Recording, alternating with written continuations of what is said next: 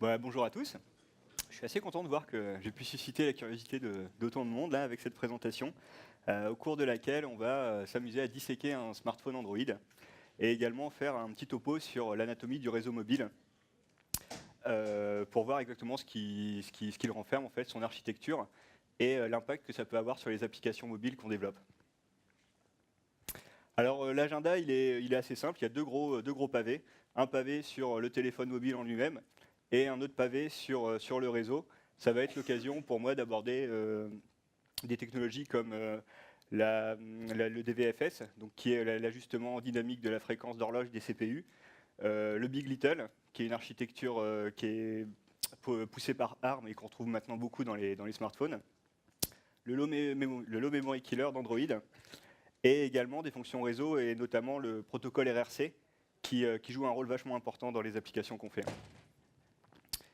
Alors, pour illustrer un peu l'écosystème dans lequel on évolue, nous, développeurs mobiles, j'imagine que vous êtes pour une grande partie des développeurs mobiles.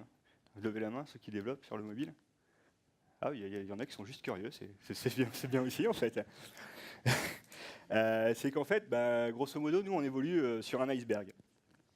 Nous, développeurs, on est là-haut, on a nos lignes de code, on va faire du code, qui va s'exécuter sur un smartphone, donc typiquement ça va passer sur le CPU, qui est à peu près à la surface, et derrière, il y a toute l'architecture du réseau, qui est vraiment la face cachée de l'iceberg, en fait. Donc si on zoome sur le sommet de cet iceberg, en fait, selon moi, ce qu'on peut trouver, c'est des développeurs qui font des sandwichs. Quand on fait une application, on va s'appuyer sur un OS, sur un framework, sur une lib, et une autre lib, et encore une autre lib, et on va se retrouver, à avoir une logique de service qui est tout en haut, et parfois, on perd de vue ce qui va se passer vraiment tout en bas, en fait. Et ça, c'est vachement important de le garder toujours à l'esprit, parce que typiquement, sur un smartphone, vous êtes contraint par pas mal de choses, notamment l'énergie. Et en fonction de ce que vous allez faire dans votre appli, vous allez plus ou moins tuer votre batterie et ça peut être relativement néfaste. Typiquement, si vous allez sur le Play Store, vous pouvez voir les applications qui bouffent la batterie, elles se font massacrer par les clients. Et bon, c'est normal. Et en plus, un autre avantage en fait, de présenter ça comme ça, c'est que j'ai entendu beaucoup parler d'intelligence artificielle. Bon, si un jour c'est une intelligence artificielle qui fait le code à notre place, je me dis toujours qu'on pourra se reconvertir dans la restauration. Alors, vu qu'il y a beaucoup de curieux, il y en a peut-être certains d'entre vous qui connaissent un outil qui s'appelle CPU Spy. Qui connaît? Non. Ouais, il y en a quelques-uns. Alors moi, typiquement, depuis que je l'ai, je m'amuse régulièrement à regarder ce qui se passe au niveau des CPU de mon téléphone. Alors ici, sur la gauche, vous avez une capture que j'ai prise sur mon téléphone à un instant complètement aléatoire. Et ce qu'on peut voir dessus, c'est que je ne sais pas si je dois m'en excuser ou pas, moi je ne suis pas particulièrement geek. Et en fait, mon CPU, la plupart du temps, juste il fait rien, quoi. Mon téléphone, je l'utilise de manière assez parcellaire. Et finalement, moi, ma batterie peut durer très longtemps, hein, typiquement. Si on prend un snapshot en fait, des compteurs au niveau de la CPU, à d'autres moments, on peut tomber là-dessus. Alors, je vais vous faire juste, vous souligner ce qu'il faut bien repérer. Donc, je vous l'ai dit, hein, moi, mon CPU, en fait, limite, je pourrais presque m'en passer. Mais ce qui peut se passer, c'est que vous pouvez avoir votre CPU qui tourne vraiment à la vitesse maximale. Et là, typiquement, je crois que c'est 30% du temps, je vois plus bien, là. Ouais, c'est ça. C'est juste énorme, en fait. Votre CPU, quand il tourne à pleine vitesse, il y a des chances pour qu'il chauffe, et ça va avoir une incidence sur le bon fonctionnement de votre téléphone. Donc avoir un CPU qui est tout le temps à pleine balle, j'ai envie de dire, c'est vraiment symptomatique d'un problème dans l'application. Mais dans l'application, et sur nos smartphones plus précisément, il n'y a pas que un CPU. Il y a également une partie qui va gérer la radio. Alors je ne sais pas si quelqu'un est capable de me dire si quelque chose le choque sur ce screenshot. Il n'y a rien à gagner par contre, je suis désolé. Mais il ne faut pas que ça vous empêche de participer. Ouais.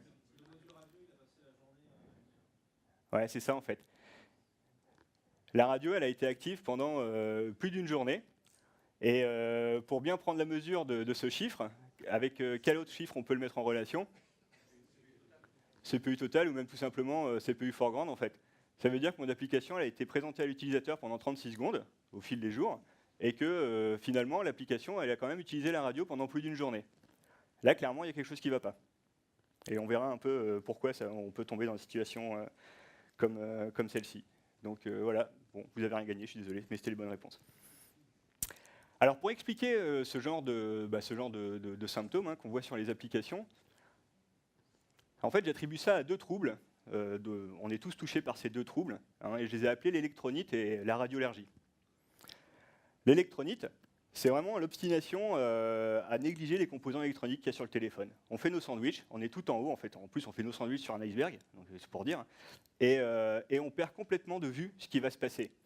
Alors ça peut être lié à une carence, parce que tout le monde n'a pas forcément fait un cursus qui l'amène à traiter des sujets d'électronique, mais aussi un traumatisme. Pour ceux qui ont fait de l'électronique, voilà, la transformée de Fourier, parfois, ça peut être un petit peu dur à assimiler. Et la radioallergie, c'est vraiment une réaction d'incompréhension sévère face à l'architecture du réseau mobile. Pareil que pour l'électronite, on peut attribuer ça à une carence, ou tout simplement à une fatigue oculaire qui est engendrée par la tentative d'une lecture exhaustive des spécifications. Vous voyez, ça, je pense que je suis pas très loin de la réalité, quoi. À mon avis, il faut au moins tout ça de bouquin pour définir le réseau mobile. Donc on va parler tout à l'heure notamment, donc, je l'ai dit, du protocole RRC. Donc le protocole RRC doit être là dans la pile. Juste pour ce protocole, il y a 2000 pages. Voilà. Donc, et évidemment, c'est 2000 pages sur une spec parmi des centaines. Voilà. Bon, donc je pense savoir que vous êtes tous venus surtout par la partie dissection. Donc on va essayer de s'amuser à ça. Et hop, après quelques petits problèmes techniques, je pense qu'on est à peu près bien tombé là. Et je vous propose d'aller regarder ce qu'il y a sur un Nexus 4.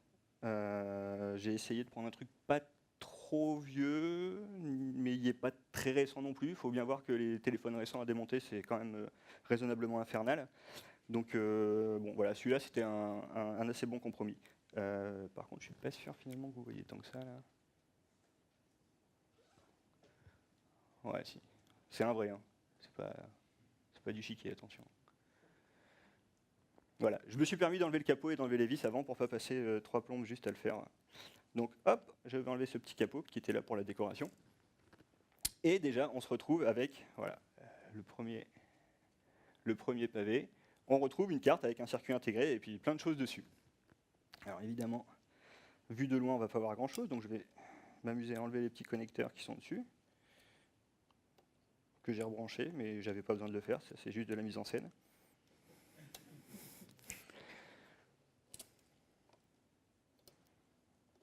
Évidemment. Voilà, avec les deux mains, ça ira mieux. Ah, mais il y a un connecteur ici, pardon. Hop. Voilà. Hop, je me retrouve avec cette petite carte nue.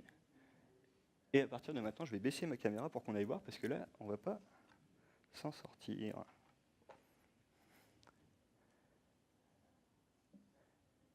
Il n'y a pas l'autofocus, ça coûtait trop cher. Je suis désolé.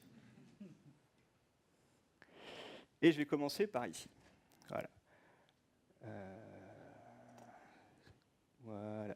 Le premier chip qu'on voit là en dessous, c'est la mémoire flash du téléphone. Donc sur celui-là, de Nexus, ça doit être quelques gigas. Si je remonte un petit peu sur ma carte, tac, tac, tac, ah mais on voit même beaucoup mieux que ce que je croyais en fait. On voit ici un petit chip Avago, qui est en fait, si je ne dis pas de bêtises, un ampli de puissance pour le signal radio. On va continuer à remonter un petit peu. Ici, alors, ouais, avec les reflets, c'est pas évident. On peut voir la référence normalement, mais ce chip-là, c'est vraiment le transmetteur radio. Donc on avait un petit ampli qu'on a vu tout à l'heure, là c'est un transmetteur radio. Si je continue à remonter, hop, donc là il ne faut pas se faire avoir, ça c'est un connecteur, c'est pas du tout un composant. Ici, est-ce que vous arrivez à lire ou pas? Non. Ouais, c'est les reflets. En fait, c'est un chip qui a la marque InvenSense et c'est le gyroscope. Je pourrais m'amuser à descendre la caméra, mais bon, je vais passer du temps pour pas grand-chose, quoi. Croyez-moi sur parole. Hop. Le chip qu'on voit ici, c'est pour les sorties vidéo, pour traiter les sorties vidéo, parce qu'on peut faire une sortie HDMI avec celui-là. Le chip qu'on voit à côté avec une belle petite parure dorée, c'est le module Bluetooth et Wi-Fi. Et en haut, on retrouve la petite caméra. Vous allez me dire, il manque des choses là.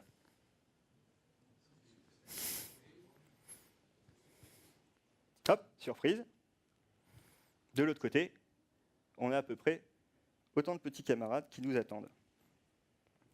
Et c'est vrai que la lumière, c'est embêtant. Ah si, voilà. Le chip qu'on voit à peu près ici, c'est le module de gestion de l'énergie. C'est un truc de Qualcomm. C'est lui qui va s'occuper de la charge USB, de contrôler ce qui va se passer sur le device. Le chip qu'on voit là, dont on pourrait presque voir la référence, c'est vraiment le système on-chip avec les 4 cœurs du CPU et la mémoire au-dessus. Et en dessous, il faudra vraiment que j'arrive à... Je sais pas que je veux faire de la pub, mais... Bon, on voit que c'est un truc de Qualcomm, sans surprise, hein, vous avez entendu, hein, ce matin on en a parlé aussi. C'est un autre processeur, qui n'est pas un processeur applicatif, qui est le processeur, le baseband, en fait. C'est le processeur qui va s'occuper de tout ce qui est protocolaire au niveau du réseau mobile. Et si je continue un petit peu, ici, j'ai encore 3 petits composants qui se baladent. Ce sont également des amplis. Des amplis pour les différentes bandes de fréquences qui sont gérées par le terminal. Je ne crois pas avoir oublié, j'ai balayé les principaux. Ouais, si, il y a le module NFC, si je ne dis pas de bêtises, qui est ici. Voilà, ça c'est pour gérer le NFC. Donc ce dont on s'aperçoit, c'est que finalement, il y a quand même vraiment pas mal de petits composants qui sont impliqués dans notre quotidien, hein, qui vont être impactés par nos applis. Et pour résumer, on se retrouve avec une architecture comme ça. Bon, vous conviendrez que c'est toujours beaucoup plus marrant de le voir en vrai, parce que des schémas comme ça, on en trouve partout. Mais ce n'est pas forcément parlant, quoi. Là, vraiment, comme je vous ai dit, l'idée, c'est vraiment de montrer, de mettre le doigt sur la techno. Et dans la mesure où nous, on travaille tout le temps avec des API, toucher un peu de concret, ça ne fait pas de mal de temps en temps. Donc, on a des CPU qui sont couplés avec la RAM, souvent sur le SoC. Le baseband, qui lui donc, communique avec la SIM et puis les transmetteurs radio. Les différents capteurs, donc on a vu tout à l'heure le gyroscope. Le GPS, ah oui, j'ai pas parlé de GPS, je pense qu'il est sur le SoC, mais je suis pas sûr, ça j'ai pas réussi à confirmer. Et en fait, il y a aussi un composant qui se voit pas sur cette carte-là, mais qu'on peut retrouver, c'est un microcontrôleur qui va s'amuser, lui, à batcher tous les événements qui peuvent venir des capteurs pour pas solliciter la CPU sans arrêt. Parce que les capteurs, ils peuvent avoir des fréquences de sample qui sont très élevées. Si à chaque fois on devait lever une interruption pour réveiller la CPU et les traiter, ça serait assez néfaste pour la CPU. Donc en fait, il y a des petits microcontrôleurs qui sont mis sur les téléphones pour faire des batchs. L'architecture logicielle, vous voyez, je ne vous ai pas menti, hein. J'en fais des sandwichs, quoi. Au-dessus de cette partie matérielle, nous, on va faire des applis, typiquement quand on fait de l'Android, ici, mais sur un téléphone, il y a aussi des applis qui sont embarqués directement sur la mémoire flash. On s'appuie sur Android et puis les API Java pour coder nos applis. Elles-mêmes vont s'appuyer sur le framework d'Android. Il faut bien voir Android comme un framework. L'OS qui tourne en dessous, c'est Linux, mais Android, je ne sais pas si on peut dire que c'est un OS ou pas, mais moi je le vois plus comme un framework qui s'appuie sur Linux. Avec des services système, donc le Network Management Service, qui va dialoguer avec des services, des démons natifs, comme typiquement NetD pour le réseau, un Telephony Manager qui va communiquer avec un démon, qui s'appelle RealD. RealD, c'est vraiment l'interface avec le baseband qu'on vient de voir. Il n'y a encore pas si longtemps, je pense, il y a vraiment des téléphones qui utilisaient les commandes AT. Qui connaît les commandes AT? Ouais, ok. Qui a eu un modem analogique, d'ailleurs? C'est les mêmes. Typiquement, pour communiquer avec le baseband, il y a des téléphones qui peuvent utiliser les commandes AT, hein, tout simplement. Quand on va passer un appel, il y a une commande AT qui va partir sur un port série qui est relié sur le baseband. Et ça, c'est la RealD qui va faire. Vous avez également comme service un Activity Manager sur lequel je vais revenir tout à l'heure. Vous avez, en termes de services natifs, c'est l'Hardware Abstraction Layer d'Android qui va s'occuper par exemple de l'énergie. Vous avez et puis des capteurs. Donc ça, c'est Android qui a défini une espèce d'interface pour faciliter l'intégration des composants des différents constructeurs. Et des libs natives voilà, qui sont liées à Linux. Et toutes nos applications, nous, vont passer par un étage intermédiaire qui s'appelle Zygote, Et Zygote, c'est le processus qui va faire tourner nos applis Java. Je reviendrai dessus, je pense, tout à l'heure. Alors le premier mécanisme que je voulais illustrer avec vous, c'est le DVFS, qu'on a vu avec les screenshots de CPU Spy tout à l'heure. Pourquoi avoir du DVFS? Parce qu'en fait, les applications mobiles, mais comme beaucoup d'applications, elles vont solliciter différents profils de performance. Quand je vais aller naviguer sur le web, ça ne va pas être pareil que quand je fais un jeu vidéo, et ça ne va pas être pareil non plus que quand j'écoute de la musique. Sur le web, en fonction de ce qu'on décide qu'on va regarder, on peut avoir des gros bursts parce qu'il y a du JavaScript qui tourne, il va falloir un peu de puissance CPU. Sur un jeu, là, ça va être le CPU, les GPU, tout le monde va se mettre au travail. La musique, en général, sauf si vous faites du traitement audio, mais si vous écoutez uniquement de la musique, vous avez un petit DSP dédié, que d'ailleurs je n'ai pas souligné, mais qu'on aurait pu voir, qui va s'occuper de la gestion de l'audio. Donc la musique, clairement, ça ne nécessite pas forcément beaucoup de puissance de calcul. Et pour garantir des bonnes performances, avec tous ces profils-là, si on devait à chaque fois utiliser nos CPU avec la fréquence maximale, ça consommerait énormément d'énergie. À la louche, c'est quasiment 500 mAh pour un CPU qui tournerait à 2 GHz. Si vous faites le calcul, 500 mAh, les batteries, c'est 4 volts, on va dire, on va arrondir. Vous avez quelques watts, en fait, quelques watts-heure sur le téléphone. Donc ça peut partir très vite si vous utilisez tous les composants de manière très intensive. Et voilà, donc ça impacte la batterie. Et pour essayer de pallier, de compenser ce type de fonctionnement, le noyau Linux dispose déjà d'une architecture, d'une structure qui va nous permettre d'ajuster la fréquence des CPU. Ça s'appelle CPU Freq. C'est disponible dans tous les Linux, même sur le Mac, de toute façon même sur Windows, il y a quelque chose d'équivalent. Le fait de modifier la fréquence à laquelle tourne votre CPU, c'est quelque chose d'extrêmement courant. Et pourquoi on fait ça? Et principalement sur le mobile. Parce qu'en fait, il s'avère qu'en termes de consommation d'énergie, vous allez avoir une espèce de petite fonction qui calcule la puissance, qui exprime la puissance requise. Et en fait, en fonction de l'activité, vous avez une capacité des transistors qu'il faut prendre en compte. Et en fait, il s'avère que vous avez un facteur au carré, là, qui est la tension, qui est multiplié à la fréquence. Et ce qu'il faut savoir, c'est que plus vous allez augmenter la fréquence, ceux qui ont fait de l'électronique, qu'est-ce qu'il faut faire en même temps pour que votre signal passe bien? Il faut augmenter la tension aussi, pour que vous puissiez bien voir les différentes transitions. Donc ça nous amène à en fait, un problème de gestion d'énergie qui est plus votre fréquence sera élevée, plus vous allez consommer d'énergie, parce qu'en plus il y a un facteur au carré dans l'expression. Donc c'est à ça que sert CPU Freq. C'est vraiment une espèce d'infrastructure qui est dans le noyau qui permet de venir changer ça. CPU Freq, il ne fait pas ça tout seul en fait. C'est juste l'infrastructure, il va s'appuyer sur ce qu'on appelle un gouverneur, et qui lui-même s'appuie sur un driver. Le driver, il va être en fonction du CPU. Mais le gouverneur, lui, c'est lui qui va dicter la règle. Est-ce que je tourne à bas régime? Est-ce que je tourne à un régime intermédiaire? Est-ce que je tourne vraiment à pleine fréquence? Et vous pouvez vous amuser sur vos téléphones à regarder ce qu'il en est. Là, ici, on voit que j'ai un scaling gouverneur qui s'appelle Interactive. Les différentes fréquences qui sont disponibles, vous avez toute la liste ici. Donc, il y en a quand même un petit paquet. Donc, on peut vraiment s'amuser à mitiger justement la fréquence par rapport aux besoins en termes de calcul qui va être fait par les applis. Et puis, vous avez aussi donc, la fréquence courante que vous pouvez consulter et des infos sur la fréquence min et max qui sont également disponibles. Il y a différents types de gouverneurs. Ceux qui s'intéressent vraiment à aller regarder les docs de Linux, elles sont franchement plutôt bien faites. Et c'est vrai qu'il y a deux catégories. Il y a des gouverneurs en fait, qui vont laisser le choix au CPU, parce qu'il y a des hardware qui sont capables de eux-mêmes gérer justement ces changements de fréquence. Moi, sur Android, à chaque fois, sur tous les ARM, j'ai toujours vu ça fait en soft en fait.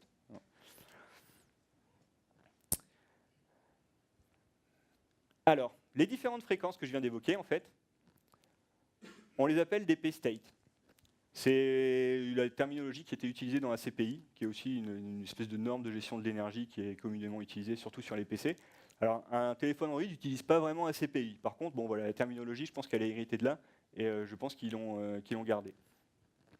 Les P-state, c'est typiquement les niveaux de fréquence et d'énergie. Alors, c'est plus ou moins lié, mais voilà, les puristes vous diront que ce n'est pas juste la fréquence, c'est plus un niveau d'énergie qui va être associé. Je reviendrai dessus juste après.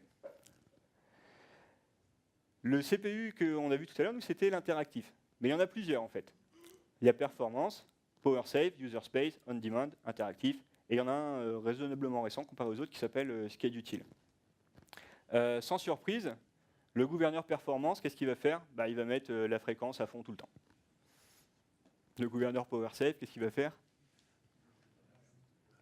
Il va mettre la fréquence minimale tout le temps. Le user space, en fait, il va juste donner des hooks pour que ce soit fait par une appli. Le on-demand, je pense que c'est celui-ci qui est utilisé le plus communément, qui va s'adapter à la charge. Il va voir sur la CPU qu'est-ce qui se passe et puis il va ajuster son niveau de fréquence en fonction. Le gouverneur interactif, c'est un truc qui a été poussé par Google, ça. Parce qu'en fait, le gouverneur on-demand, il ne leur convenait pas, finalement. Parce que sur un téléphone Android, je reviendrai dessus vite fait tout à l'heure, vous avez des transitions entre le téléphone éteint et allumé qui sont extrêmement fréquentes. Et en général, quand vous allumez votre téléphone après qu'il soit passé en veille, vous avez lui qui s'affiche, il y a plein de choses à faire, il y a potentiellement des alarmes à traiter, il y a tout un tas de trucs à faire. Et selon les équipes d'Android, le on-demand, il n'était pas assez réactif. Donc c'est pour ça qu'ils ont fait un gouverneur qui s'appelle interactif, qui lui va monter la fréquence du CPU beaucoup plus rapidement. Enfin, même typiquement, il va la mettre tout de suite au taquet, et puis après, il va descendre progressivement. Il y a un troisième composant qui rentre dans la danse avec tout ça, qui est CPU idle. Une fois de plus, c'est une infrastructure du noyau Linux. Là, on n'a rien inventé. Et qui est un peu le miroir du gouverneur pour ce qu'on va appeler cette fois des C-state. Les P-state, tout à l'heure, c'était vraiment les niveaux de performance. Les C-state, ça va être les niveaux d'économie d'énergie. Donc tout à l'heure, sur nos différents P-state, on voyait en fait la fréquence maximale, c'était ce qu'on appelle le P0, et puis après, vous pouvez en avoir N en fonction du hardware. Les C-state, ça va partir de 0, et plus vous allez descendre, incrémenter le numéro, plus vous allez progressivement stopper des ressources sur votre petit chip. Typiquement, donc en C0, le CPU fait juste rien. En C1, il va stopper l'horloge principale. En C2, il va stopper un peu plus de composants, parce qu'il faut bien voir que le CPU, c'est quand même un peu plus complexe que juste une petite machine à état. Et en C3, il va quasiment tout couper. Et il y a également une logique derrière justement le choix de ces différents états, parce que, évidemment, plus vous allez descendre dans les états, plus le fait de ressolliciter le CPU à nouveau va induire de la latence. Parce qu'il va falloir rallumer un certain nombre de trucs, réamorcer les pipelines, et puis ça a un coût. Et tout ce petit monde, en fait, il faut que j'accélère. Tout ce petit monde va être mis en jeu dans une infrastructure qui est le scheduler, va s'intégrer dans une infrastructure globale qui contient un scheduler. Je vais essayer d'être très précis. Et le scheduler sur Android, c'est CFS, mais je pense qu'il y a plein, c'est pas que je pense, il y a plein de systèmes qui utilisent CFS, qui vise lui à répartir le temps CPU pour les différents bouts de code qui doivent s'exécuter. Et donc le scheduler, ce qu'il fait, c'est qu'il envoie des tâches dans une run queue. Vous avez CPU Frec qui lui regarde un peu la charge du CPU, elle c'est le load, la charge du CPU. En fonction de la charge, il va venir augmenter ou pas la fréquence. Et puis vous avez CPU idle aussi, s'il n'y a rien qui est fait, ce qu'il va faire, hop, il va venir baisser la puissance qui est requise par le CPU en débranchant un certain nombre de composants. Ça marche raisonnablement bien. Et ce qui se passe, et ce pourquoi on va aborder une autre problématique tout à l'heure qui est Big Little et puis AES, ce qui se passe, c'est qu'il fonctionne de manière relativement désordonnée. Il n'y a pas de lien entre les trois composants. Et ce qu'ils font, chacun, c'est qu'ils observent une partie du système pour prendre des décisions. Donc lui, il va regarder la fréquence, lui, il va faire ça. Et en pratique, ce qui peut se passer, c'est que si, par exemple, votre CPU ne tourne pas à une fréquence maximale, le scheduler, qui veut pousser des tâches dedans, il va se dire, ah bah tiens, mon CPU, en fait, sa charge, elle est de 80%, ou de même de 100%. Sauf qu'en fait, oui, c'est 100%, mais il tourne à la moitié de fréquence. Donc ce qu'il va se dire, c'est, ah bah non, là, je peux pas, lui, il est vraiment trop occupé. Je vais envoyer ça sur un autre CPU. Et donc potentiellement, un CPU qui était dans un état dormant va être allumé pour traiter la tâche, alors qu'il aurait juste fallu que CPU Frec augmente la fréquence, et puis on ne touchait pas au CPU. Donc il y a toute une espèce de coordination qui n'est pas présente dans l'architecture actuelle. Et pour lequel on va aborder tout à l'heure AES, qui est une nouvelle façon de coordonner tout ça. Mais parallèlement à ça, donc on a vu que le scheduler allait orienter les différentes tâches sur les CPU. Il y a ARM qui pousse depuis quelques années une nouvelle manière de faire ces chips avec une techno qui s'appelle Big Little, qui consiste en fait à avoir deux types de CPU.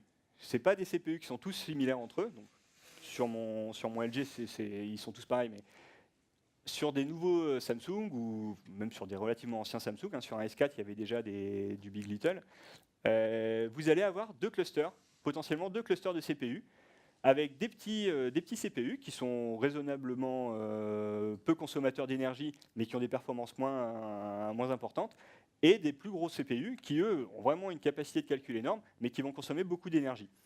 Et ces CPU, il y a eu plusieurs manières de les organiser. Donc en mode cluster, avec un cluster de petits CPU qui tourne, et si jamais ça ne suffit plus, on allume le cluster de gros CPU. Alors là, par contre, c'est exclusif, c'est ou le petit cluster ou le gros cluster. Le problème avec cette approche-là, c'est que déjà, vous n'avez que la moitié des CPU qui tournent.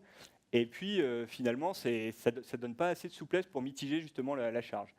Donc il y a eu une autre manière de les structurer qui a été poussée, qui est cette fois en fait de les regrouper par CPU, un petit cœur avec un gros cœur, et appeler ça un VCPU. Et là, du coup, on va pouvoir avoir des CPU qui sont peu consommateurs d'énergie, qui vont être attribués à des tâches qui ne nécessitent pas beaucoup de calcul, et puis des gros CPU qui vont par exemple faire du traitement vidéo ou ce genre de choses. Une fois de plus, c'est bien, mais vous avez tout le temps que la moitié de vos CPU qui peut fonctionner. Donc il y a une troisième architecture qui a été poussée avec Big Little, donc qui est en gros, c'est en fonction des besoins, on va pouvoir scheduler sur tous les cœurs en même temps. Et c'est ce qu'on appelle Big Little MP, ou également GTS, qui est le Global Task Scheduler. Et là, il vous faut une mécanique justement pour choisir quel CPU vous allez utiliser pour quel usage. Et c'est là que ça devient important, c'est qu'en fonction de la charge et des prérequis que vous avez, vous voulez être plus ou moins économe également sur l'énergie. Donc ça, avec l'architecture qu'on a vue tout à l'heure, le scheduler, CPU Freq et tout ça, ça ne marche pas bien en fait, parce que le scheduler, lui, il n'a aucune notion de gestion d'énergie. Donc, il y a un nouveau composant qui a été introduit, qui s'appelle EAS. EAS, avant d'arriver, donc on avait GTS, qui était développé principalement par ARM, et qui était parfois un peu trop adhérent justement à leur techno, qui nécessitait beaucoup de modifs dans le noyau, mais qu'on a retrouvé, comme je l'ai dit tout à l'heure, dans certains terminaux quand même. Et ces problèmes-là ont fait qu'ils se sont dit non, il faut une nouvelle initiative. Les mainteneurs du noyau, notamment au niveau de la partie scheduling, ils ont dit non, on arrête les frais, s'il y a quelque chose à faire, on remet à plat toutes les choses et on va faire quelque chose de propre et surtout apporter un peu plus de coordination entre les différents éléments qui sont impliqués. Donc en gros, EAS, c'est un scheduler qui va pouvoir directement aller influencer la fréquence de la CPU. Et pour faire ça, il va s'appuyer sur un modèle de consommation d'énergie. Je pense que le Pixel de Google, ça va être le premier téléphone à utiliser vraiment EAS, de ce que j'ai vu. Rapidement, pour faire le pendant du schéma que j'avais mis tout à l'heure, là ce qu'on va voir, c'est qu'en fait, cette fois, le scheduler, il a un module EAS qui va directement pouvoir communiquer avec CPU Freq. Tout à l'heure, vraiment, CPU Freq, il était décorrélé, en fait. Ils n'avaient pas de lien direct entre eux. Un modèle d'énergie, ça va ressembler à ça. C'est un fichier qui se retrouve dans la config du noyau et qui va décrire la manière dont est structurée la plateforme Big Little, avec donc plusieurs cœurs. Ici, j'en ai mis 4. Je me suis appuyé sur un exemple de la doc Linux. Vous pourrez le retrouver facilement, celui-là, mais je l'ai peut-être un peu simplifié. Il y en a 4, et les 4, ils sont regroupés dans 2 clusters différents. CPU cost 1, cluster, voilà, cluster 1, lui est aussi dans cluster 1, le CPU 1, il est dans cluster 0, CPU 0, il est dans cluster 0. Et vous avez ici, justement, des indicateurs qui permettent de savoir combien va me coûter en termes d'énergie le passage de telle ou telle fréquence. Donc sur la base de tout ça, c'est EAS qui va s'amuser à choisir le meilleur des CPU avec le meilleur compromis possible. Je vous laisserai creuser si vous voulez. Pour autant, avant qu'il y ait EAS, on pouvait quand même s'appuyer sur des architectures Big Little. Notamment, Android pouvait déjà le faire avec une fonctionnalité qui s'appelle les CPU sets. Vous avez, c'est pareil, c'est un mécanisme du noyau, la possibilité de définir des groupes de CPU et de les dédier à certaines tâches. Donc, par exemple, ici, j'ai un groupe de CPU pour les tâches en foreground, un groupe de CPU pour les tâches en background, et vous avez, dans le framework, un truc qui s'appelle process.java, qui va définir des thread groups. Donc ici, il y a un thread group pour le background non interactif, qui s'appelle ici 0, qui correspond en fait à la variable sp background. Alors le sp, je ne sais plus, ça doit être le scheduling quelque chose, qui va correspondre en fait à l'écriture dans un des fichiers des CPU7. Donc Android est capable déjà, en fonction des applications, parce qu'on a un Activity Manager, il sait si l'application elle est en foreground ou en background, il va pouvoir aller jouer sur le CPU7 pour dire bah, cette application elle est en foreground, tu me le mets sur les CPU qui vont avoir beaucoup plus de pêche que les applications qui sont en background et qui potentiellement ne nécessitent pas de traitement. Vous avez voilà, ici, hop, ce que je disais, l'Activity Manager qui, au gré de l'exécution d'une méthode qui s'appelle apply OOM adjust lock, va venir changer le groupe de processus. Et vous avez également ici, ce que j'illustre, c'est le fait qu'on pouvait également auparavant, sans avoir les CPU7, quand même tirer profit comment dire, configurer le scheduling en fonction des besoins. C'est que vous avez d'une part, ce que je l'ai dit, les CPU7, et vous avez aussi des C-groupes dans les plus vieilles versions d'Android, dans lesquels vous pouviez placer vos processus. S'ils étaient importants, vous les mettiez dans un C-group qui peut avoir 95% de CPU. S'ils étaient moins importants, vous les mettiez dans un C-group qui pouvait avoir que 5% de CPU. Donc c'est raisonnablement compliqué à comprendre parce qu'il y a un historique assez long et je dois aller assez vite, je suis désolé. Mais bon, je peux répondre aux questions hein, s'il y a besoin après. L'autre composant vachement important dans Android, et que j'avais vendu un peu dans la présentation, là, dans l'énoncé de la présentation, c'est Viking Killer. Alors, il faut bien voir qu'Android, il a une gestion un peu particulière des process, parce qu'on est sur un smartphone. Sur un smartphone, le lancement d'une application, il faut qu'il soit quasi instantané. Et sur un smartphone, bah, le problème, c'est qu'en termes de mémoire, on est extrêmement contraint. Pour essayer de trouver un bon compromis, ce que va faire Android, et c'est assez contradictoire, c'est qu'il va garder à chaque fois les processus en mémoire. Quand vous lancez une application, une activité, il y a un processus qui va être créé. Si vous quittez l'activité et que vous faites autre chose, le processus tourne toujours. Vous allez me dire, c'est quand même gênant parce que du coup, on vient de dire qu'on est contraint en mémoire et pour autant, on ne libère pas les ressources. Ça va être le boulot, ça, du low memory killer, qu'on appelle aussi, je pense que c'était un code interne chez eux, le Viking Killer, qui va venir mitiger un peu ça. À la base, c'était un module noyau qui a été ajouté à Linux, qui, je crois, n'a jamais été mis dans l'upstream.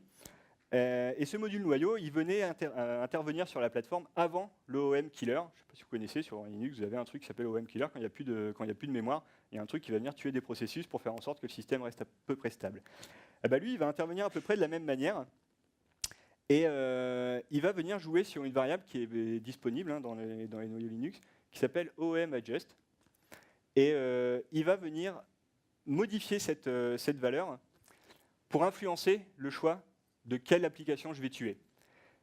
Une application qui est en foreground va se voir attribuer une valeur qui est moins importante et qui va du coup la préserver plus qu'une application qui est en background, qui aura une valeur plus importante et qui elle du coup sera plus facilement susceptible de se faire tuer en cas de problème. Vous pouvez vous amuser hein, à regarder. Par exemple ici j'ai pris YouTube. Tac tac tac, là je dois être en background, donc j'ai une valeur de OM adjust qui est de 12. Ici, j'ai pris un truc au pif, c'était 4, parce qu'a priori, on veut quand même la préserver, cette application-là, donc ça doit être lié au service de Google. Et ici, j'ai remis YouTube en foreground, donc hop, je suis passé à 0.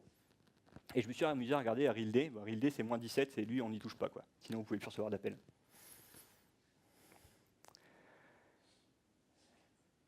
Et ce qu'on peut voir avec cet aspect-là du low memory killer, c'est qu'il vient également intervenir dans l'Activity Manager. Donc l'Activity Manager, c'est vraiment une place privilégiée dans Android pour avoir des informations sur le système et la manière de coordonner les différentes tâches. Par exemple, ici, quand j'ai une top activity, je vais lui dire que l'OM adjust, il doit le mettre dans un truc foreground app pour essayer de le préserver. Donc à la fois les aspects CPU et mémoire sont traités au même moment, à savoir quand l'Activity Manager vous met en foreground ou en background. Bon, je résume un peu, mais c'est ça l'idée. L'autre composant que je voulais aborder avec vous et sur lequel je vais insister, c'est les wake locks. En général, un appareil qu'on utilise, hein, que ce soit mon laptop ou une télé, n'importe quoi, bah, en général, dès qu'il est démarré, il reste allumé et puis éventuellement il va passer en veille. Avec Android, il faut vraiment se mettre dans un paradigme qui est complètement l'inverse, c'est que même quand je l'ai allumé, grosso modo, mon téléphone, il faut qu'il reste éteint, et éventuellement, il va s'allumer. Il y avait une phrase là, qui était assez marquante, qui avait été dite par Google à Google I.O. en 2014, c'est que une seconde d'activité sur votre téléphone, ça vous prend 2 minutes de stand-by. Donc voilà, clairement, si vous voulez avoir encore un peu de batterie à la fin de la journée, il faut pouvoir jouer là-dessus. Et pour faire ça, Google a mis en place un mécanisme qui s'appelle l'opportunistic suspend. Donc ça veut dire, dès que je peux, je coupe tout, j'éteins, hein, en gros. Il a fait ça en introduisant une notion de suspend blocker dans son noyau, j'ai mis des guillemets, c'est dans son noyau, parce que ça, c'était pas du tout dans le noyau Linux à la base. Et il l'a agrémenté d'une API que vous utilisez sûrement pour certains, qui est l'API du Power Manager pour prendre des wake locks et les libérer. Dès lors qu'on n'a pas de wake lock, le téléphone peut passer en veille. Donc c'est pour ça que c'est très important de les prendre, mais c'est également pour ça qu'il est très important de les libérer si vous n'en avez pas besoin. Parce que si vous laissez votre téléphone actif, vous allez plomber son autonomie. L'historique des wake locks a été un peu compliqué, tumultueuse. J'invite les curieux à regarder les mailing lists du noyau. Il y a eu pas mal de débats, notamment sur le fait qu'on avait l'accès à cette fonctionnalité depuis l'espace utilisateur, le userland, parce que clairement c'est un truc qui peut vous saborder votre système. Donc il y a eu pas mal d'échanges tumultueux, mais pour autant, maintenant c'est stabilisé. Dans le noyau Linux, il y a eu un truc qui a été introduit, et pourtant ça fait longtemps, hein, parce que les wake locks, tout ça, c'était aux alentours de 2010. Hein. Mais il y a dans le noyau Linux quelque chose sur lequel il s'appuie maintenant, qui s'appelle les wake up sources. Et ils avaient également, donc, pour mettre en veille le téléphone de manière très rapide, un module qui s'appelait le Early Suspend. Et maintenant, en fait, il s'appuie sur un module qui est également dans le noyau Linux, qui est AutoSleep. Et c'est le Power Manager qui va venir un peu tirer les ficelles. C'était pour la partie vraiment hardware du téléphone. Maintenant, on va passer sur la partie réseau. Et le réseau, ce qui est vraiment très intéressant, c'est le protocole RRC, en ce qui nous concerne, surtout quand on fait des applis connectées. Il y a eu une étude qui a été faite par l'Université du Michigan et AT&T en 2012, et la conclusion, c'était ça. Je vous laisse 5 secondes pour la lire, parce qu'après, je vais vraiment être très juste. La partie intéressante, elle est là.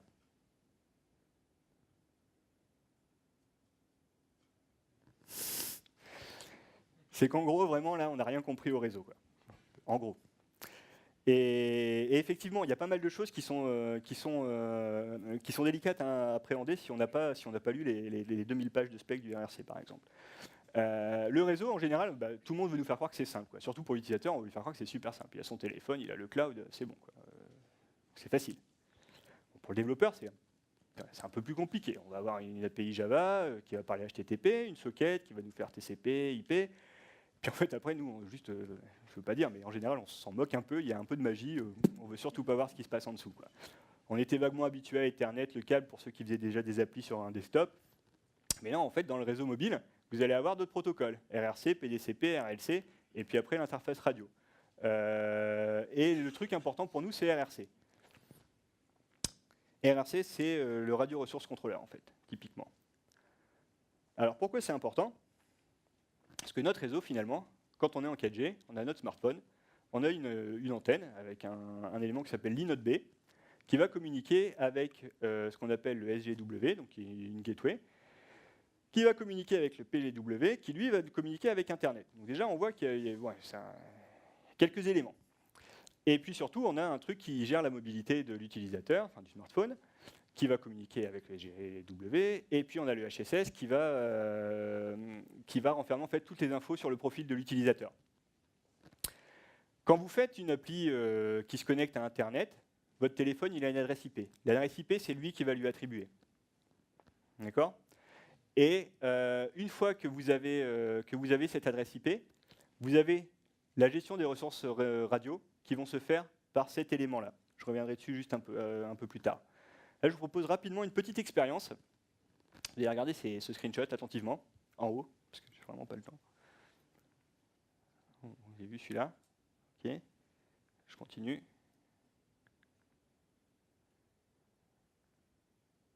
Qu'est-ce qui s'est passé ? Exactement. Parce que le réseau, ok, nous, vu du développeur, on veut de la connectivité data, on est connecté à la 4G, mais le réseau, c'est pas que ça. On peut passer des appels avec le réseau. Donc le réseau, c'est moi qui ou c'est complètement déformé là? Non? C'est moi. Le réseau, j'ai de la 4G, effectivement, ici, mais j'ai également la data en 3G, et puis j'ai également la partie circuit. Parce que mes appels, il faut qu'ils passent encore et qu'ils puissent interopérer avec le fixe et puis les mobiles des autres. Et ça, on passe encore en 3G. Pour l'instant. Parce que vous n'êtes pas sans savoir que l'avenir, maintenant, c'est VoLTE. Et donc, au niveau de mon réseau ici 4G, hop, j'ai rajouté quelques petites briques. Il y en a plein d'autres, hein, mais il ne fallait pas que ce soit trop dense. Vous allez avoir également une infra qui va causer SIP pour faire l'établissement des appels. En attendant, quand vous avez votre canal de données sur le réseau 4G, si vous recevez un appel, vous repassez en 3G pour passer l'appel, et Dieu merci, vous rebasculez en 4G. Ce n'est pas toujours le cas de ce que j'ai pu entendre. C'est vrai, c'est con. Et ce qu'on peut voir, c'est qu'en 3G, le réseau il est un petit peu différent. Donc on a un élément supplémentaire qui est le RNC, qui est le Radio Network Controller, qui en 4G a été rajouté à l'inode B. Alors pourquoi je vous dis tout ça? C'est qu'en fait, quand vous allez faire du réseau en 3G, il va se passer ça. Ça, c'est la mesure du courant de votre téléphone. Et ça, c'est pour un ping. J'ai fait un ping sur mon téléphone. Eh ben, pendant que j'ai fait juste pour mon ping, en fait, j'ai eu la radio qui a été activée pendant 10 secondes. J'ai eu cet effet-là parce qu'en fait, il y a une machine d'état derrière qui veille en fait à la bonne répartition des ressources radio et qui amène le réseau à vous placer dans différents états de puissance pour vous attribuer ou un canal dédié ou un canal partagé. Et surtout, ce que veut faire le réseau, c'est faire en sorte de ne pas se faire à chaque fois polluer par des connexions qui sont trop rapprochées. Donc il vous met des espèces de périodes de grâce à la fin de chacun des états pour que si jamais vous voulez refaire du réseau derrière, vous avez déjà canal radio, ce n'est pas la peine de refaire une connexion. Donc il y a 3 états en 3G, c'est le DCH, le FASH et le PCH. Et en gros, à chaque fois, quand vous êtes en DCH, c'était la première partie du graphe, vous avez pas mal de ressources, vous avez de la bande passante, mais vous consommez beaucoup d'énergie. Quand vous passez en FASH, vous avez moins de bande passante, vous consommez moins d'énergie, et après vous repassez en PCH. Et à chaque fois que vous voulez faire une connexion sur la radio, vous avez une trentaine de messages qui sont échangés dans l'infrastructure du réseau mobile, qui sont complètement transparents pour vous. Ça, c'est le baseband qui fait. Vous, côté applicatif, juste, vous savez même pas que ça existe. D'accord ? Pour vous donner une petite idée, là, j'ai pris une trace avec Wireshark sur un téléphone subtilement bricolé, qui permettait d'avoir accès à la couche ARC.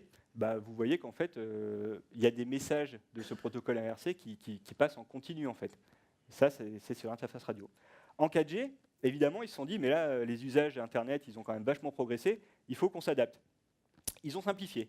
Ils ont mis juste 2 états, en fait, un état déconnecté, un état connecté. Et quand on est dans un état connecté, ils ont introduit un mécanisme qui s'appelle le DRX. Le DRX, c'est qu'en gros, pendant quelques instants, vous allez avoir vraiment le signal radio pleine balle, et puis vous allez l'écouter pour avoir collecter un maximum d'infos. Mais si le débit ne nécessite pas d'avoir à chaque fois la radio active, il va couper ponctuellement. DRX, c'est Discontinuous Reception. Donc il va couper l'interface radio pour économiser de l'énergie. Ce qui m'amène à ce précepte des SHA-DOC, sur lequel je vais passer très rapidement, qui dit que vraiment, en général, il vaut mieux pomper même s'il ne se passe rien que de risquer qu'il se passe quelque chose de pire si on ne pompe pas. Souvenez-vous du diagramme que j'ai montré tout à l'heure avec la batterie qui avait duré une journée. On va se focaliser sur celui du bas parce que sinon je vais être vraiment très short. Typiquement, c'est une appli qui faisait des keep alive toutes les 2 minutes. Dès qu'elle tournait, elle lançait un service et le service déclenchait des alarmes toutes les 2 minutes pour faire un keep alive. Parce que cette appli, elle avait besoin d'une connexion TCP. Elle était, je pense, très frileuse à l'idée de se faire couper la connexion, donc elle envoyait des keep alive toutes les 2 minutes. Sur un réseau en Wi-Fi, potentiellement, c'est vrai que les box peuvent vous couper vos connexions si jamais il ne se passe rien. Parce que la box, elle a des ressources réduites également, et puis du coup, elle coupe sauvagement s'il ne se passe rien. Sur un réseau mobile, ce n'est pas le cas.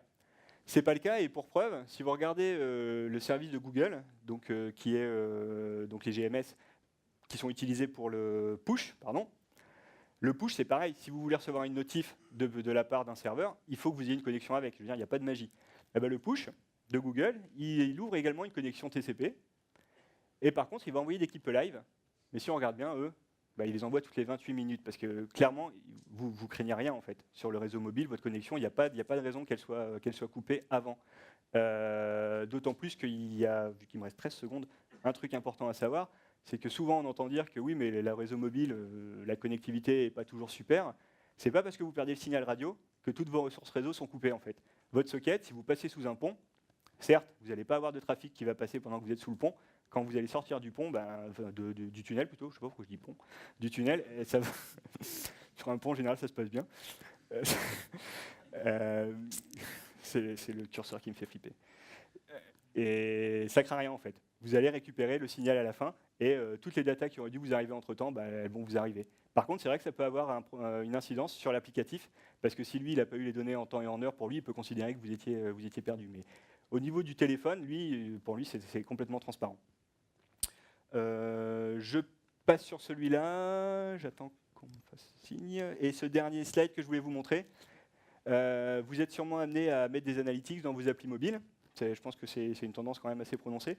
Je me suis amusé à faire une appli, alors c'est un peu biaisé, parce que c'est vraiment pour illustrer ce que je voulais montrer.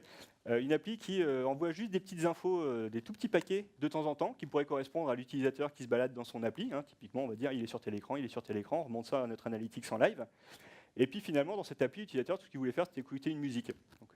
Donc là, on a mes petites remontées analytics, là j'écoute ma musique.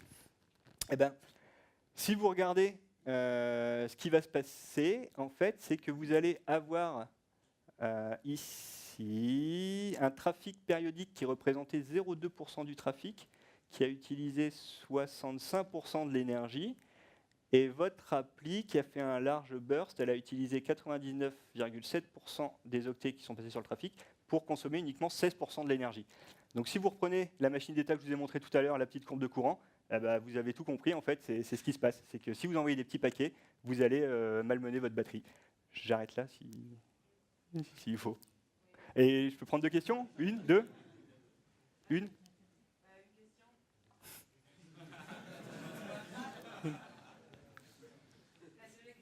Ouais, on va faire ça, ça marche. Merci beaucoup.